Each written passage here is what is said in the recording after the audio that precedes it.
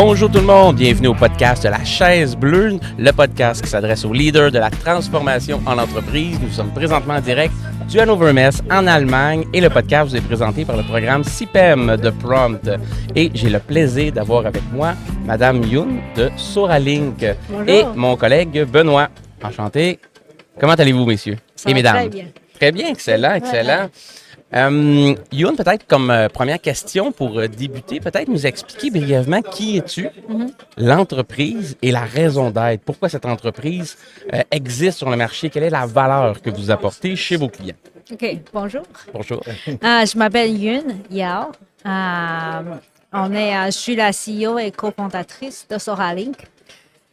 Chez Soaralink, on aide les manufacturiers à prévenir les défaillances machines. Parfait. De façon de pouvoir planifier en avance pour les travaux de maintenance, des commandes de maintenance sur les machines manufacturières. Les machines qui supportent la production, les machines qui supportent l'infrastructure de l'usine. Excellent. Fait qu'on veut prendre le contrôle sur les machines au lieu que les machines prennent le contrôle de la production et décident par elles-mêmes d'arrêter quand c'est pas prévu. Exact. Exactement. Ouais. J'adore ça. Ouais. Aujourd'hui, vous êtes à Hannover Messe toute la semaine. Vous avez un kiosque à Hannover? Oui, on a un kiosque avec le Canada. Ouais. Et puis c'est quoi votre intention? Est-ce que c'est de trouver des partenaires internationaux ou c'est de se valoriser à travers la délégation? Pourquoi vous êtes en Allemagne cette année? D'abord, Hannover Messe, c'est l'exhibition la plus connue en manufacturier au monde, je dirais. Je ne sais pas si c'est la plus grande, mais c'est une des plus connues. On est là pour la première fois depuis l'existence de Soaralink. Et en fait, le premier objectif, c'est de mieux connaître les Québécois et les Canadiens qui sont dans l'industrie. C'est surtout ça. Un deuxième objectif, c'est... J'adore ça, de venir quand même en Allemagne pour mieux connaître les Québécois. C'est parfait, là. Ça, il y a un gros sentiment de... Oui, parce que quand on est chez nous, on est tous occupés. Et c'est quand on se détache, ce qui est quotidien, là, on se réunit. Là, c'est la première fois que je rencontre Nicolas en personne. Et en fait, je suis sûre que si on était au Québec, on n'aurait pas rencontré comme ça. Mais on a eu la chance de t'avoir dans un lunch and learn avec notre équipe à l'interne. Oui, ça c'est vrai. Ça, c'est l'année passée. Je comprends très bien ce que tu dis. Moi, c'est la 6e fois que je viens à Hannover Messe. Puis d'année en année, les délégations sont de plus en plus grosses, il y a de plus en plus de gens. Puis ça crée des liens à long terme. Pourquoi? Parce qu'on a une passion commune qui est les technologies, le manufacturier. Puis en même temps, ça nous permet justement de décrocher du quotidien puis de passer du bon temps précieux ensemble. Puis même aujourd'hui, pouvoir partager le podcast. Dis-moi, Soaralink au Québec, ça ressemble à quoi comme clientèle? Avec qui vous travaillez? C'est qui, sans nommer les noms, mais c'est quel type d'entreprise ou secteur, tu peux les nommer si tu veux aussi, mais avec qui vous travaillez, qui vous desservez dans l'industrie? Nos clients sont surtout dans le domaine de l'alimentation. Okay. Donc, laitier, viande, biscuits, pain, tout ce qui est alimentation et aussi boissons. Boissons, de l'eau, des jus et tout ça. Ouais. Est-ce qu'il y a d'autres secteurs que vous ciblez où l'alimentation, les usines alimentaires sont principalement vos meilleures cibles clientèle? C'est le secteur qui a le plus rapidement adopté nos technologies. En principe, on surveille les compresseurs, les pompes, les ventilateurs et tout ça. Ouais. Il y a des moteurs partout dans toutes les usines, tous les secteurs combinés. Mais c'est l'industrie alimentation qui a rapidement adopté nos technologies. Tu peux-tu donner un exemple des technologies que vous implantez pour, tu sais, monsieur, tout le monde là, au Québec, c'est pas tout le monde qui connaît encore Soaralink. Bientôt, tout le monde va les connaître, c'est ça l'objectif. Mais quel type de technologie ou quel besoin auquel vous répondez en entreprise, quel enjeu même? Puis s'il y a des exemples et des statistiques de gains en productivité, s'il y a eu un case study aussi en lien avec c'est quoi la performance qu'on a gagnée, est-ce qu'il y a eu un meilleur TRS par rapport aux machines? Y a-t-il un exemple par rapport à ça? Je vais citer 2 exemples. Il y en a plein, mais bon, je ne vais pas tous les citer. Le premier exemple, c'est quand on surveillait un compresseur dans une usine de fabrication de coupes de viande et fabrication de pâté à viande. Ce qui est arrivé, c'est qu'il y a un check valve qui était brisé à l'intérieur du compresseur. Ça fait que le coolant est coulé dans le compresseur en soi. Personne dans l'usine était au courant. Quand on a arrivé à l'alerte, il y a quelque chose qui ne va pas, la température supposée être 20 degrés est descendue à 4 degrés. Et ils ont regardé ça et dit, oh, une chance qu'on a sauvé ça à temps parce que sinon, il n'aurait pu remplacer le compresseur complet. C'est dans les 60 000 environ. Quand chaque même, là. compresseur. Oui. Puis c'est un arrêt de production aussi qui vaut des centaines de mille des fois aussi. Là. Oui, c'est près de dizaines de mille par heure Wow. de coûts d'entretien sauvés. Exactement. Wow. Ouais, ouais. Et bien sûr, quand on parle de combien d'argent ça peut sauver, ça dépend de la ligne de production, ça dépend de la défaillance. Est-ce que comment la machine est critique? Et ce qu'on m'avait dit, c'est que dans une ligne de production, il y a au moins des dizaines de moteurs qui sont tous super critiques. Si un des moteurs brise, la ligne s'arrête. C'est une chaîne, en fond. Là. C'est une Exactement. chaîne de production. Là. Fait qu'on est Exactement. aussi faible que le plus faible des maillons. Fait qu'il faut toutes les surveiller, en fait. Oui. Et il y a un client qui m'a dit que c'est sûr que je peux avoir tout en double. Mais à place de dépenser l'argent pour tout stocker ça, il pourrait prendre l'argent pour faire autre chose plus utile avec les machines qu'ils ont. À devoir stocker le machine en double. Absolument. Puis l'argent, c'est des ressources limitées. Le temps aussi, donc on veut en sauver, l'utiliser le mieux possible.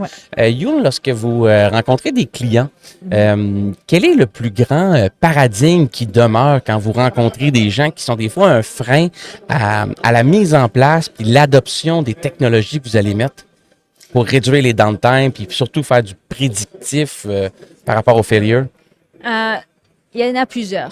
Je pense que la première qui me vient en tête, c'est le fait qu'ils disent on n'est pas prêt, on n'est pas rendu là. OK. Mais ma réponse à ça, c'est que c'est tellement facile maintenant d'instaurer ce type de technologie. Ça prend pas des heures ou des jours, ça prend une matinée. J'arrive. C'est tout, là. Oui. Pour être presque, ça prend, c'est une matinée. Exactement. Quand même, là. De la volonté, de la compréhension, en fait. Exactement. Et ça, c'est la première chose. Ils disent qu'ils ne sont pas prêts, mais la technologie aujourd'hui, ce n'est pas comme il y a 10 ans. Parce que les gens disent, il y a 10 ans, c'était long. Mais moi, ce que j'aime utiliser comme comparaison, c'est qu'il y a 10 ans, on avait l'iPhone 6. Oui. Aujourd'hui, il y a l'iPhone 15, je pense. Il n'y en a pas encore 16.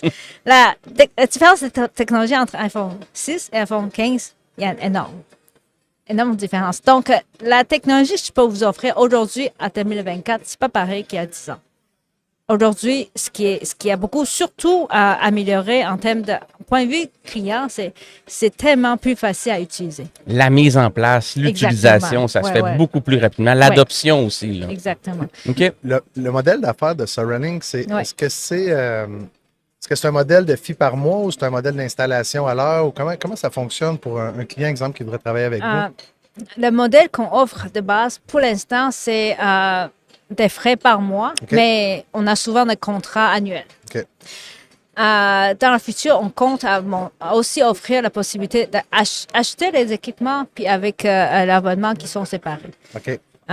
C'est sûr qu'aujourd'hui, les gens sont plus habitués à acheter et ne plus payer après. Mais le problème, c'est que quand tu achètes de quoi et tu t'en occupes pas, un jour, ça va briser et C'est ça. tu ne saurais pas En comment fait, faire avec. c'est une garantie de continuité d'évolution que les gens devraient comprendre que quand tu fais un partenariat, ben c'est deux. Tu sais. Exactement. Puis tu réduis le coût d'acquisition. Donc, normalement, tu dois avoir des fees d'utilisation à long Et terme. on t'aide à faire un sens des données. Mettons que tu as des données, tu as des milliers de points qui rentrent par jour. Mais ça veut dire quoi, tout ça? Normalement, tu peux engager quelqu'un interne juste pour faire ça. Mais des manufacturiers laitiers, c'est pas leur métier de faire de sens de données. Ça peut être, mais souvent, ils sont très loin de ça. Ils font du lait, ils ont des produits laitiers, c'est leur métier. Donc, on allège le besoin de comprendre les données pour mieux gérer l'équipement de production. Est-ce que vous êtes en mode de transférer cette compétence-là au client ou si c'est vraiment un service que vous offrez d'interprétation des données, d'aide à la prise, à la décision par rapport à ces données-là? Vous les accompagnez? Les deux. OK. On peut transférer les connaissances. Et oui, c'est vrai, dans beaucoup de cas, le client finit par comprendre mieux l'équipement. OK. Mais ce qu'il comprend mieux, c'est leur équipement, comment ça peut affecter la production. Et c'est non pas comment je pourrais mettre un modèle en place pour mieux gérer les données. Ça, c'est nous. OK. Parce que c'est quand même pas facile. Non, c'est un métier. Là. Oui, c'est un métier à soi. Mais si on peut les aider à comprendre mieux l'équipement, comment l'équipement réagit à le processus de production qu'ils ont mis en place. Parce que des fois, quelqu'un ne connaît pas trop bien ça, peut mettre les séquences, regarder les séquences qui vont facilement briser l'équipement. OK.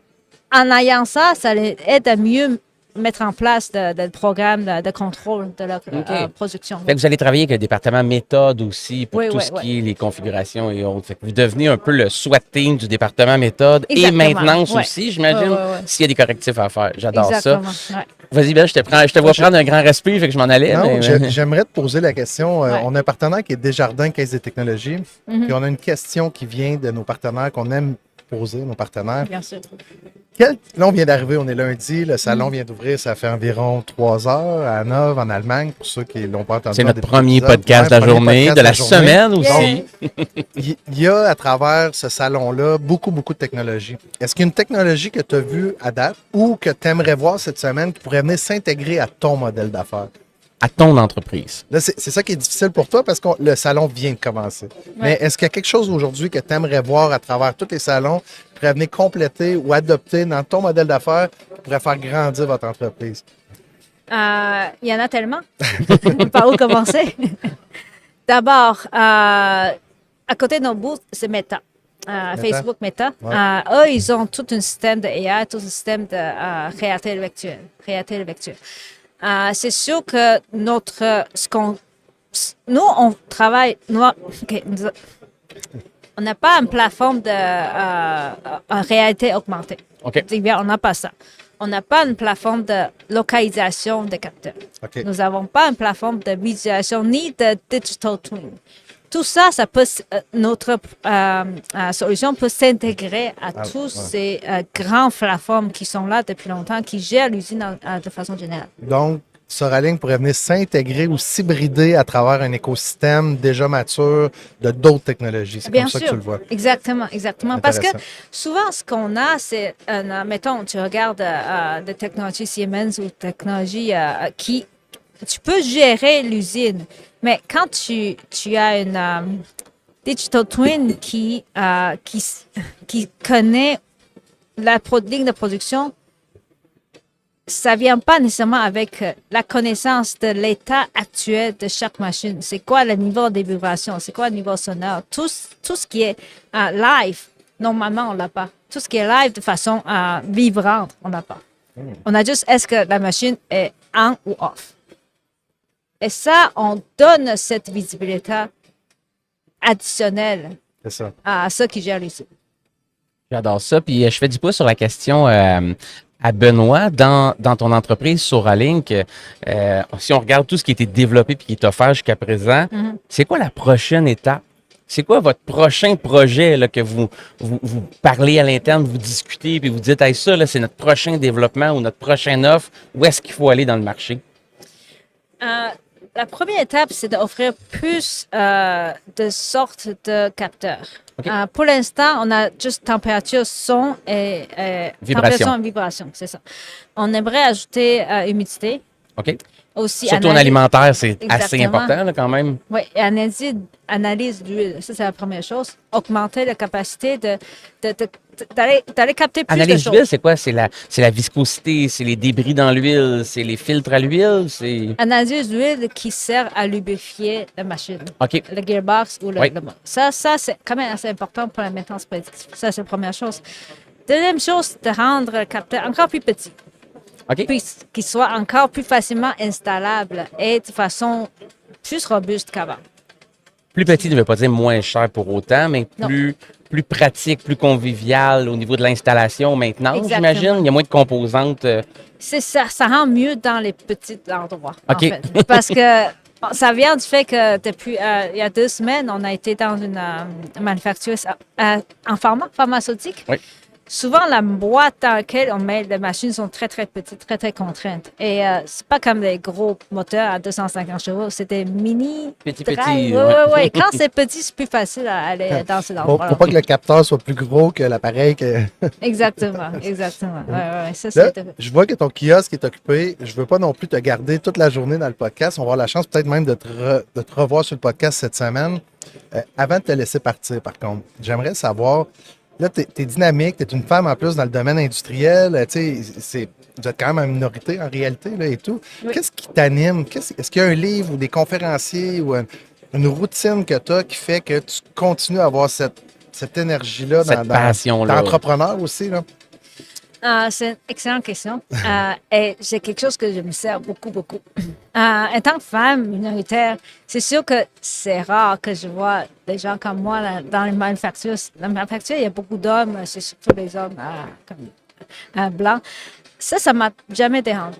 Okay. Ça, j'ai pas zéro problème à travailler avec n'importe qui. Mais ce qui m'a surtout allumé, c'est ce que ressentent les valeurs en commun. Ceux qui travaillent sur un plancher, qui travaillent fort quand ils sont difficiles, c'est des gens assez directs. Et ça me rejoint. Moi, je suis directe, je n'essaie pas de tourner autour des trucs et je travaille fort. On a les mêmes valeurs, ça c'est premièrement. Deuxièmement, il faut toujours que je me revienne à qu'est-ce que j'apporte au client. J'ai souvent cette phrase de mon client. Oh, merci beaucoup. S'il te plaît, continue à garder l'œil sur nos machines parce que nous, on n'arrive pas, on a trop de choses à faire, on compte sur vous. Cette phrase-là, je garde dans mon petit coffre de trésor, dans ma tête, toujours, à chaque jour. Je me dis, t'es là parce que tes clients ont besoin de toi.